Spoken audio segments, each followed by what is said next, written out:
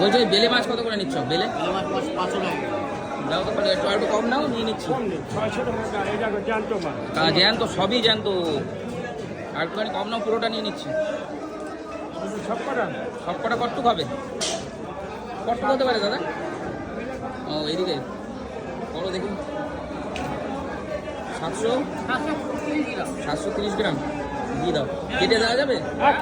কেটে দিলে সুবিধা হয়, কেটে দাও। দেখুন এখানে লোটে মাছ আছে, তারপরে আরও পমফ্রেট আছে, বিভিন্ন রকম মাছ। তবে একটা জিনিস দেখাচ্ছি আপনাদের, এই যে এই একটা মাছ দেখো, কাজলি মাছ। কী বলে এটা? কাজলি মাছ। তো বেলে মাছটা কাটিয়ে নিচ্ছি দাদার কাছ থেকে। কাতলা মাছ নিয়েছি আর বেলে মাছ। ভালো মাছ আছে, ভালো মাছ। এই যে এইগুলো হচ্ছে এই মার্কেটে আমি দেখি, আমি অন্য কোথাও দেখিনি এই মাছ। কত করে ওই মাছ? 800 টাকা করে। চিংড়ি নিয়ে সকালবেলা একবার বাড়ির থেকে। আর নেবো না, এই যে কাতলা নিচে একটা 2 কিলো এটা। কত মাছ নেবো? দাদা মাছটা কেটে দিচ্ছি যাতে বাড়ি গিয়ে কাটা না লাগে গরমের মধ্যে। এই দেখুন, এটা হচ্ছে চন্দনপুকুর মার্কেট, দেখাতে পাচ্ছি। শ্বশুরবাড়ি এসে চন্দনপুকুর মার্কেটে বাজার করতে এসেছি। তাহলে তো বনগা নিউ মার্কেটে বেশি করি আমি, এটা সবাই জানেন। ভিডিও দেখো সোমনাথ বিশ্বাস, মাছের ভিডিও, শুধু মাছের। হ্যাঁ, দীঘা গেছিলাম, দীঘার থেকে ফিরলাম কালকে। এখানে শ্বশুরবাড়ি, এখানে বলতে ওই মাতারানি। ইয়ে বাজারে গেলাম, নীলগঞ্জ বাজারে গেলাম। নীলগঞ্জ বাজারে মাছ দেখে পছন্দ হলো না,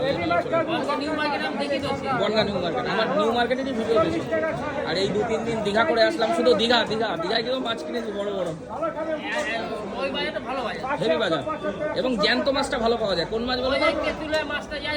জ্যান্ত মাছ যেগুলো হচ্ছে বান মাছ, শিঙি মাছ, এই মাছগুলো ভালো পাওয়া যায়। একদম টাটকা মাছ পাওয়া যায় ওই মাছগুলো। আর আমি ওই সব মাছই বেশি কিনি, ট্যাংরা, দেশি ট্যাংরা। বেলে কোথাকার? কি উড়িষ্যার? ও, লাল বেলে মাছের কি চাষ হয়? চাষ হয় না বেলে?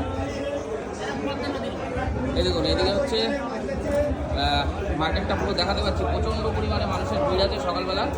আর এই পাশে অনেক বড় চন্দনপুকুর মাছ মার্কেটটা, এবং বড় বড় মাছ পাওয়া যায়। এটা হচ্ছে সব থেকে বড় জিনিস। না, বড় মার্কেট, ভালো মার্কেট।